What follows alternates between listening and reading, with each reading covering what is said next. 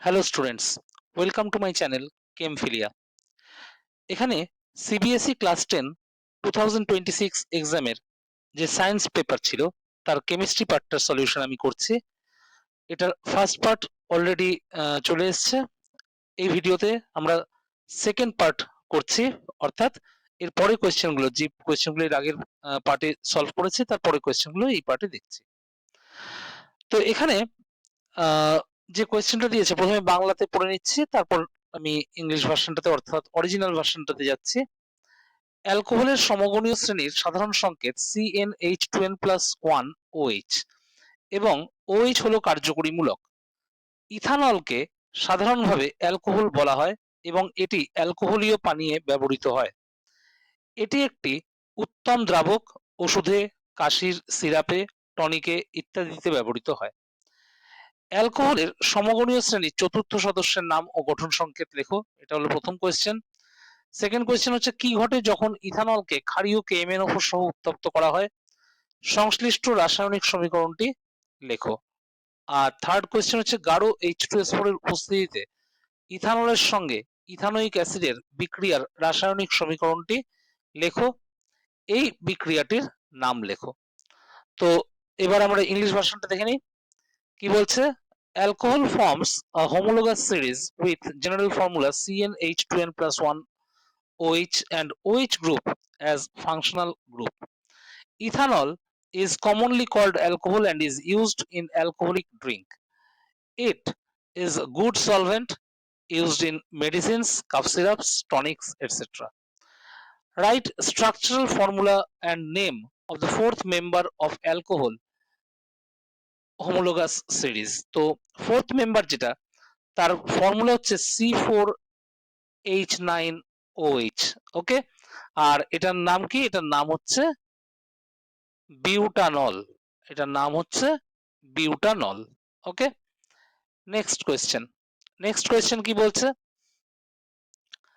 What happens when ethanol is heated with alkaline KMnO4? Right chemical equation involved. তো এটার আনসারটা একটু এখানে দেখি। when ethanol is heated with alkaline KMnO4, ethanol gets oxidized to form ethanoic acid। ঠিক আছে, আর এটার কেমিক্যাল ইকুয়েশন যেটা সেটাও একটু লিখে দিই। ইথানল হচ্ছে CH3CH2OH, এটাকে আমরা কি দিয়ে রিয়াকশন করছি? অ্যালকালাইন KMnO4, আর তার সাথে হিটও দেওয়া হচ্ছে। তো এখানে প্রোডাক্ট যেটা হচ্ছে সেটা হচ্ছে CH3COOH, অর্থাৎ ইথানোইক অ্যাসিড বা অ্যাসিটিক অ্যাসিডও আমরা বলতে পারি। থার্ড কোয়েশ্চেন যেটা, write the chemical equation of reaction of ethanol with ethanoic acid in the presence of concentrated sulphuric acid, write the name of this reaction. তো এটাও একটু দেখে নিই।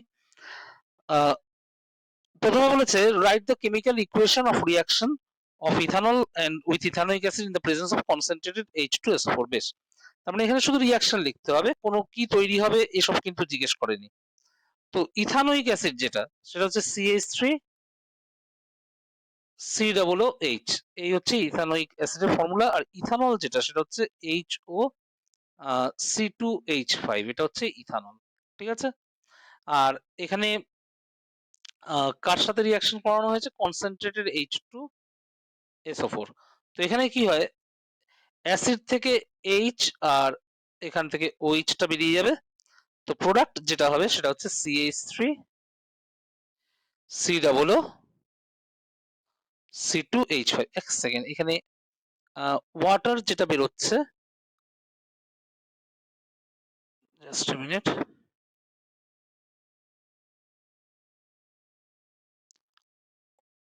ওয়াটারটা এখানে একটু অন্যভাবে বেরোয়, সেটা একটু দেখিয়ে দিই। অ্যাসিটিক অ্যাসিড থেকে অ্যাকচুয়ালি OH আর ইথানল থেকে H এইভাবে বেরোয়।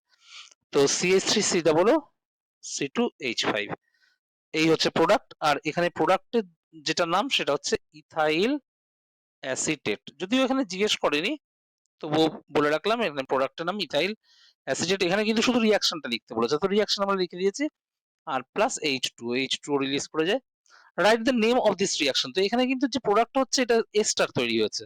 তো এই রিয়াকশনটার নাম কি? এই রিয়াকশনটার নাম হচ্ছে এস্টারিফিকেশন। এস্টারিফিকেশন, ঠিক আছে? এটা হচ্ছে এই রিয়াকশনের নাম। ওকে, তো আমরা নেক্সট কোয়েশ্চেনে যাচ্ছি। নেক্সট কোয়েশ্চেন কি বলছে দেখ, এটা আগের কোয়েশ্চেনের অথবা। কি ঘটে যখন ইথানলকে 443 কেলভিন উষ্ণতায় অতিরিক্ত গাঢ় সালফিউরিক অ্যাসিড সহ উত্তপ্ত করা হয়? সংশ্লিষ্ট রাসায়নিক বিক্রিয়াটি লেখো। এই বিক্রিয়ায় গাঢ় সালফিউরিক অ্যাসিডের ভূমিকা কি? তো এখানে এই কোয়েশ্চেনগুলোর আনসার আমরা এক এক করে দেখি। প্রথমে ইংলিশে পড়ে নিই কোয়েশ্চেনটা কি বলেছে। What happens when ethanol is heated with excess concentrated sulfuric acid at 443 Kelvin? Write chemical equation involved. What is the role of concentrated sulfuric acid in this reaction? এই হচ্ছে কোয়েশ্চেন। তো এখানে দেখ, প্রথম কথা হচ্ছে যে what happens when ethanol is heated? তো when ethanol is heated with excess concentrated sulfuric acid at 443 Kelvin, ethene is produced. ঠিক আছে, এখানে কি তৈরি হচ্ছে? ইথিন তৈরি হচ্ছে। ওকে, নেক্সট হচ্ছে right the chemical equation involved, সেটাও লিখে দিই। CH3 CH2OH এটাকে ট্রিট করা হচ্ছে কি দিয়ে? কনসেন্ট্রেটেড সালফিউরিক অ্যাসিড দিয়ে। আর টেম্পারেচার কততে? 443 কেলভিনে। তো প্রোডাক্ট হচ্ছে CH2 double bond CH2 plus H2O, এই হচ্ছে প্রোডাক্ট। আর এখানে বলেছে what is the role of concentrated sulphuric acid in this reaction. তো এটার আনসার হচ্ছে concentrated sulphuric acid is used as a dehydrating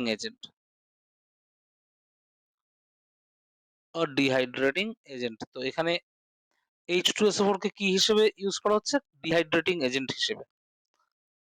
ওকে, তো এরপর যাব আমরা নেক্সট কোয়েশ্চেনে। তো নেক্সট প্রশ্ন যেটা সেটা হচ্ছে কারণ লিখতে বলছে।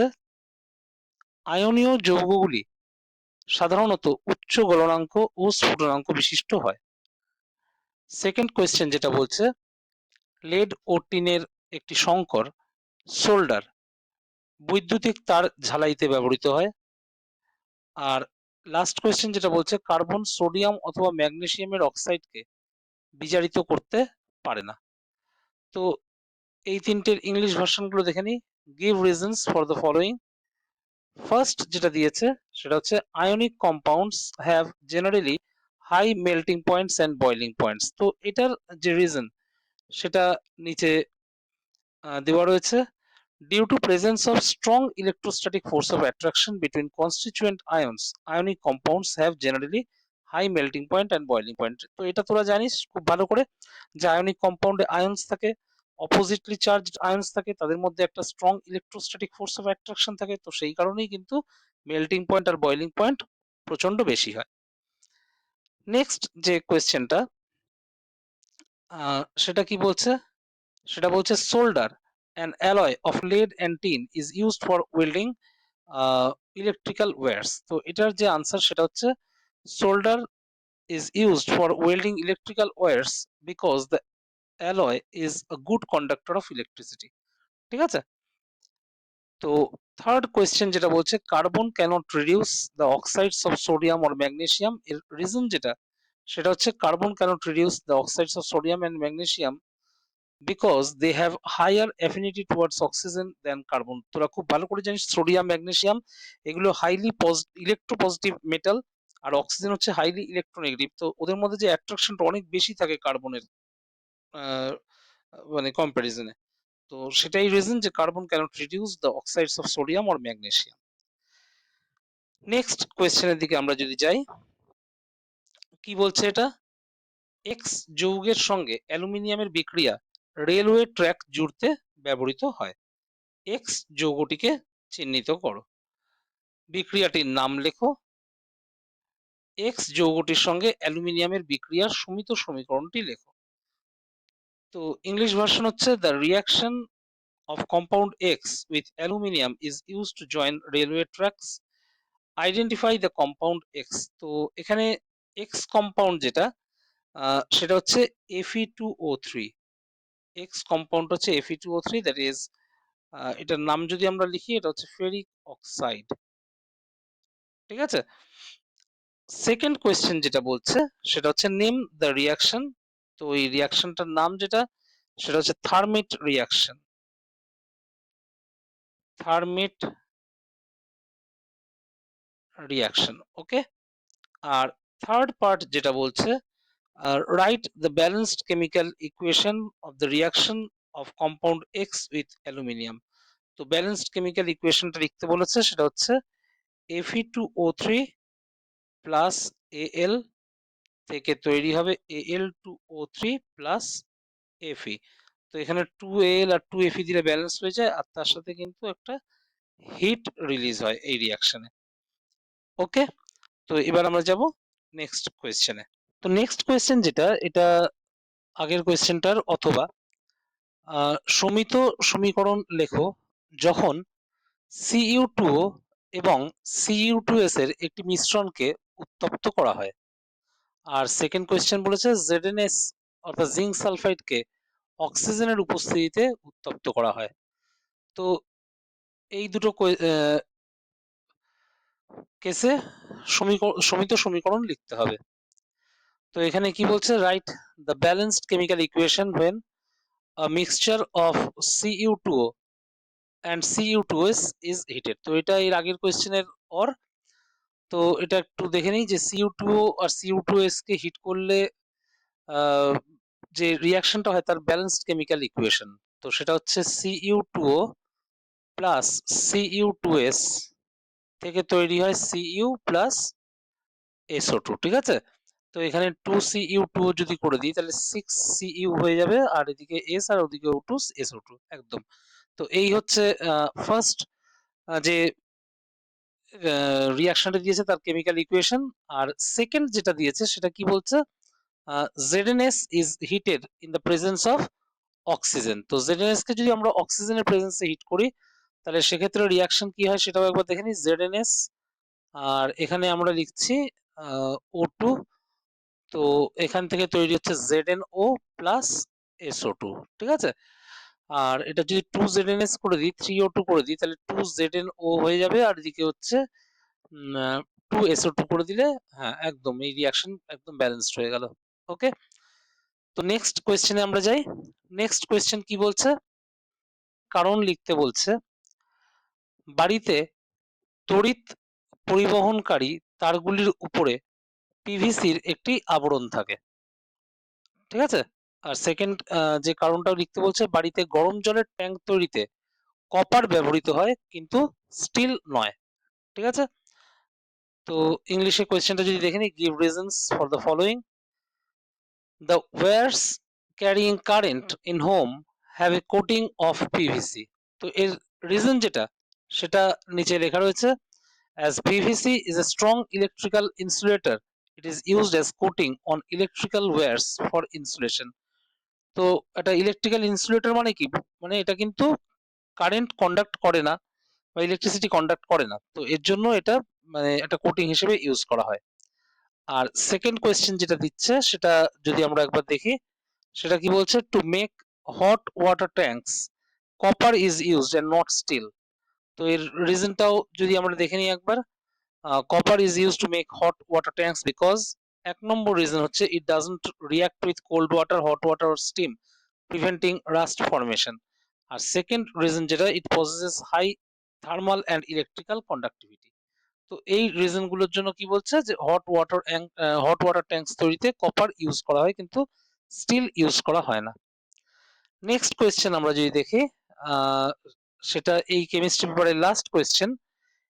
ইলেকট্রন ডট গঠনের মাধ্যমে আয়নীয় যৌগ ক্যালসিয়াম অক্সাইডের গঠন দেখাও। পরমাণু ক্রমাঙ্ক ক্যালসিয়ামের 20 আর অক্সিজেন হচ্ছে 8। Show the formation of ionic compound calcium oxide in with electron dot structure. Atomic number are given of calcium it is 20 and for oxygen it is 8. তো আমরা যদি দেখি একবার যে কি করে ক্যালসিয়াম অক্সাইড তৈরি হয়, তো ক্যালসিয়াম যেটা, ক্যালসিয়ামের অ্যাটমিক নাম্বার কত, 20।